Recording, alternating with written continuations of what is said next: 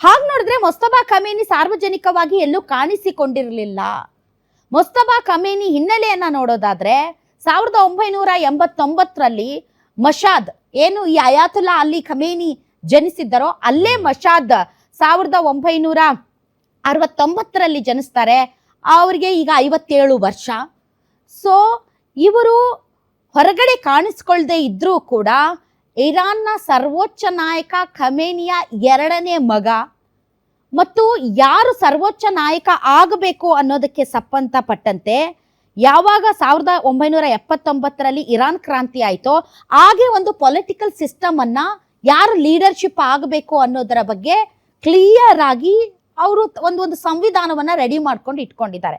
ಅದರ ಪ್ರಕಾರ ಇಸ್ಲಾಂ ಬಗ್ಗೆ ಸಿಕ್ಕಾಪಟ್ಟೆ ತಿಳಿದುಕೊಂಡಿರುವವರು, ಅದನ್ನ ಇಸ್ಲಾಂ ಬಗ್ಗೆ ಅರ್ದು ಕುಡ್ದವರು, ಅದರಲ್ಲಿ ಗ್ರೇಡ್ಗಳು ಇರ್ತಾವಲ್ಲ ಇಸ್ಲಾಂನ ಪಾಂಡಿತ್ಯಕ್ಕೆ ಸಂಬಂಧಪಟ್ಟಂತೆ, ಅದರ ತುಂಬಾ ಹೈಯೆಸ್ಟ್ ಗ್ರೇಡ್ ಇರೋರು ಸರ್ವೋಚ್ಚ ನಾಯಕ ಆಗಬೇಕು ಅನ್ನೋದು ಇದೆ.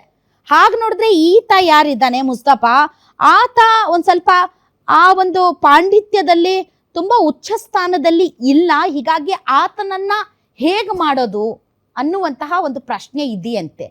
ಈ ಹಿಂದೆ ಅಯಾತುಲ್ಲಾ ಅಲಿ ಖಮೇನಿ ಆಗ್ಬೇಕಾದ್ರೂ ಕೂಡ ಯಾವಾಗ ಅವರ ಗುರು ರುಹುಲ್ಲಾ ಖಮೇನಿ ಸತ್ತು ಹೋಗ್ತಾರೆ, ಆವಾಗ ಈ ಅಲಿ ಖಮೇನಿಯನ್ನ ಉತ್ತರಾಧಿಕಾರಿ ಮಾಡಿ ಸರ್ವೋಚ್ಚ ನಾಯಕ ಮಾಡುವಾಗ್ಲೂ ಕೂಡ ಇದೇ ಪ್ರಶ್ನೆ ಎದುರಾಗಿತ್ತು. ಆ ಒಂದು ಪಾಂಡಿತ್ಯದಲ್ಲಿ ಖಮೇನಿಗೆ ಅಷ್ಟೊಂದು ಹಿಡಿತಾ ಇಲ್ಲ, ಆತನನ್ನು ಹೇಗೆ ಮಾಡೋದು ಅಂತ. ಆವಾಗ ಖಮೇನಿಗೋಸ್ಕರ ಅವರು ಸಂವಿಧಾನದಲ್ಲಿ ಏನೋ ತಿದ್ದುಪಡಿ ಮಾಡ್ಕೊಂಡ್ರಂತೆ. ಅದೇ ರೀತಿ ಇವತ್ತು ಕೂಡ ಮೊಸ್ತಫಾಗೆ ಅಷ್ಟು ಏನು ಇಸ್ಲಾಂ ಬಗೆಗಿನ ಪಾಂಡಿತ್ಯ ಏನು ಹೈಯೆಸ್ಟ್ ರ್ಯಾಂಕ್ ಇರಬೇಕು ಆ ರ್ಯಾಂಕ್ ಇಲ್ಲದೆ ಇದ್ರೂ ಕೂಡ ಆಡಳಿತ ಹೇಗೆ ನಡೆಸಬೇಕು ಅನ್ನೋದರ ಪಾಂಡಿತ್ಯ ಮಾತ್ರ ತುಂಬಾ ಚೆನ್ನಾಗಿದೆ, ರಾಜಕೀಯ ಪಾಂಡಿತ್ಯ ಅಂತ. ಯಾಕೆ ಅಂದ್ರೆ ಈತ ಬಹಿರಂಗವಾಗಿ ಕಾಣಿಸ್ಕೊಳ್ದೇ ಇದ್ರೂ ಕೂಡ ಇರಾನ್ನ ಆಗು ಹೋಗುಗಳ ಬಗ್ಗೆ ತುಂಬಾ ಚೆನ್ನಾಗಿ ಮಾಹಿತಿ ಇಟ್ಟಿದ್ದ. ಯಾಕೆ ಅಂದ್ರೆ ತನ್ನ ತಂದೆಯ ಕಚೇರಿಯಲ್ಲೇ ಈ ಮೊಸ್ತಫಾ ಕೆಲಸ ಮಾಡ್ತಾ ಇದ್ದ.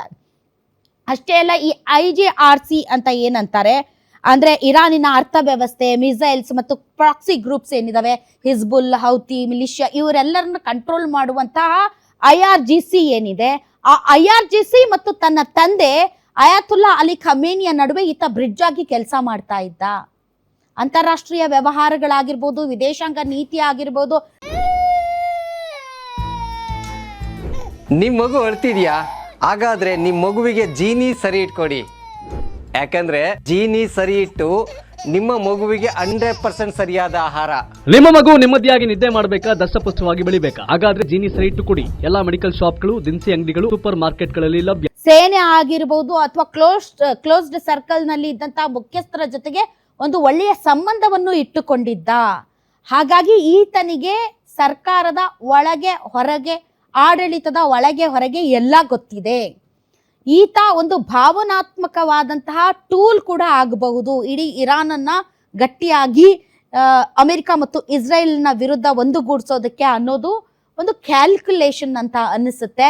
ಬಟ್ ಡೆಫಿನೆಟ್ಲಿ ಈಗ ಇರಾನ್ 2 ಭಾಗವಾಗಿ ಅಂತಂದ್ರೆ ಅದರ ಆಂತರಿಕ ವಲಯದಲ್ಲಿ ಯಾವ ರೀತಿ ಈ ಹಿಂದೆ ಇತ್ತೋ ಅದೇ ರೀತಿ ಧರ್ಮದ ಚೌಕಟ್ಟಿನಲ್ಲಿ ಅದೇ ರೀತಿಯಾದಂತಹ ಒಂದು ನೀತಿ ನಿಲುವುಗಳ ಅಡಿಯಲ್ಲಿ ಬದುಕೋಕೆ ಇಷ್ಟಪಡೋರು, ಇನ್ನು ಕೆಲವರು ಪಾಶ್ಚಿಮಾತ್ಯ ಸಂಸ್ಕೃತಿಯನ್ನು ತನ್ನದಾಗಿಸಿಕೊಂಡು ಇಡೀ ಪ್ರಪಂಚಕ್ಕೆ ತನ್ನನ್ನು ತಾನು ತೆರೆದುಕೊಂಡು ಸ್ವತಂತ್ರವಾದ ಜೀವನ ನಡೆಸಬೇಕು ಅಂತ ಅನ್ನುವವರು.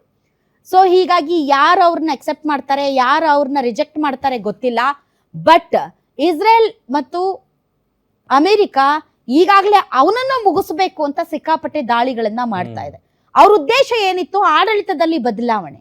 ಆ ಆಡಳಿತದ ಬದಲಾವಣೆ ಈ ರೀತಿ ಅವ್ರು ಎಕ್ಸ್ಪೆಕ್ಟ್ ಮಾಡಿರ್ಲಿಲ್ಲ ಅಂತ ಅನ್ಸುತ್ತೆ. ಅವ್ರ ಮಗನ್ನೇ ಇವರು ಸರ್ವೋಚ್ಚ ನಾಯಕ ಮಾಡ್ಬಿಡ್ತಾರೆ ಅಂತ. ಸೊ ಹೀಗಾಗಿ ಅವರಿಗೆ ಈಗ ಈ ಒಬ್ಬ ಖಮೇನಿನ ಮುಗಿಸಿದ್ವಿ, ಈಗ ಇನ್ನೊಬ್ಬ ಖಮೇನಿ ರೆಡಿ ಆಗಿದ್ದಾನೆ. ಈತ ಇನ್ನೂ ಸ್ವಲ್ಪ ತುಂಬಾನೇ ಗಟ್ಟಿ ನಿರ್ಧಾರವುಳ್ಳ ಮನುಷ್ಯ ಅಂತ ಕೂಡ ಹೇಳ್ತಾರೆ.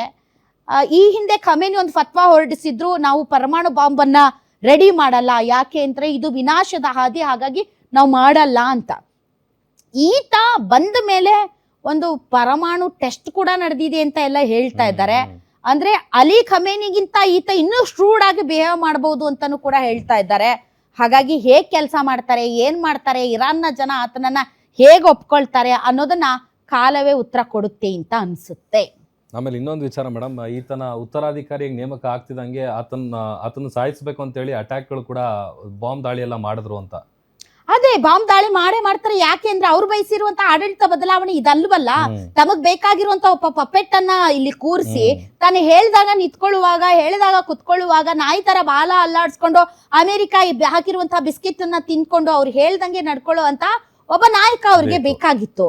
ಆದ್ರೆ ಈಗ ಸ್ವತಃ ಅಯಾತುಲ್ಲಾ ಅಲಿ ಖಮೇನಿಯ ಮಗ ಬಂದ ಮೇಲೆ ಆತ ಮಗನ ಡೈನೆಸ್ಟಿಯನ್ನ ಮುಂದುವರಿಸ್ಕೊಂಡು ಹೋಗ್ತಾನೆ ಹೊರತು ಅಮೆರಿಕಕ್ಕೆ ಬೇಕಾದ ಹಾಗೆ ನಡ್ಕೊಳ್ಳಕ್ಕೆ ಸಾಧ್ಯನೇ ಇಲ್ಲ. ಯಾಕೆಂದ್ರೆ ಪ್ರತೀಕಾರದ ಜ್ವಾಲೆಯಲ್ಲಿ ಅವರು ಬೇಯ್ತಾ ಇದ್ದಾರೆ. ಹೇಗಾದ್ರೂ ಮಾಡಿ ತನ್ನ ತಂದೆಯ ಪ್ರತೀಕಾರವನ್ನ ತೀರಿಸ್ಕೊಳ್ಬೇಕು ಅಂತ ಇರಾನ್ ಯಾವ ರೀತಿ ನಾಟ್ ಓನ್ಲಿ ಇಸ್ರೇಲ್, ತನ್ನ ಗಲ್ಫ್ ರಾಷ್ಟ್ರಗಳ ಮೇಲೆ ಯಾರ್ಯಾರು ಅಮೆರಿಕಕ್ಕೆ ಸಪೋರ್ಟ್ ಮಾಡ್ತಾ ಇದ್ದಾರೋ ಅರಬ್ ರಾಷ್ಟ್ರಗಳು, ಅವ್ರ ಮೇಲೂ ಕೂಡ ಇವ್ರು ದಾಳಿ ಮಾಡ್ತಾ ಇರುವಂತಹ ಆ ಒಂದು ತೀವ್ರತೆಯನ್ನ ನೋಡ್ತಾ ಇದ್ರೆ ಈತ ಬಗ್ಗೋ ಲಕ್ಷಣಗಳಿಲ್ಲ. ಹಾಗಾಗಿ ಈತನನ್ನು ಮುಗಿಸ್ಬೇಕು ಅಂತ ಪ್ಲಾನ್ ಮಾಡ್ತಾ ಇರೋದಂತೂ ಖಂಡಿತ ಕಂಡು ಬರ್ತಾ ಇದೆ. ಹೌದು. ಇನ್ನು ಆತನನ್ನ ಅಲಿ ಖಮೇನಿಯನ್ನ ಹತ್ಯೆ ಮಾಡೋದಕ್ಕೆ ಮಾಡಿದಂತಹ ಪ್ಲಾನ್ ಹೇಗಿತ್ತು ಅನ್ನುವಂಥದ್ದನ್ನು ನೋಡ್ತಾ ಹೋಗೋಣ. ಇರಾನ್ ಲೀಡರ್ ಅಲಿ ಖಮೇನಿಯ ಹತ್ಯೆಗೆ ಇಸ್ರೇಲ್ ಅಮೆರಿಕ ಮಾಡಿದಂತಹ ಪ್ಲಾನ್ ಕೇಳಿದ್ರೆ ನೀವು ಶಾಕ್ ಆಗೋದು ಗ್ಯಾರಂಟಿ. ಇರಾನ್ ನಲ್ಲಿನ ಕ್ಯಾಮೆರಾಗಳನ್ನೇ ಹ್ಯಾಕ್ ಮಾಡಿ ಖಮೇನಿ ಎಲ್ಲಿ ಓಡಾಡ್ತಾರೆ, ಭದ್ರತೆ ಹೇಗಿದೆ ಅನ್ನೋದರ ಪಕ್ಕಾ ಮಾಹಿತಿಯನ್ನ ಕಲೆಕ್ಟ್ ಮಾಡಿ ಏಕಾಏಕಿ ಖಮೇನಿ ತಮ್ಮ ಕಚೇರಿಯಲ್ಲಿದ್ದಾಗಲೇ ಅವರನ್ನ ಹೊಡೆದುರುಳಿಸಲಾಗಿತ್ತು. ಖಮೇನಿ ಹತ್ಯೆಗೆ ಮಾಡಿದಂತಹ ಪ್ಲಾನ್ ನಿಜಕ್ಕೂ ಮೇಡಮ್, ಈ ಪ್ಲಾನ್ ನೋಡಿದ್ರೆ ಹೆಂಗ್ ಪ್ಲಾನ್ ಮಾಡಿದ್ರು ಅಂತೇಳಿ ನಿಜಕ್ಕೂ ಶಾಕ್ ಆಗುತ್ತೆ.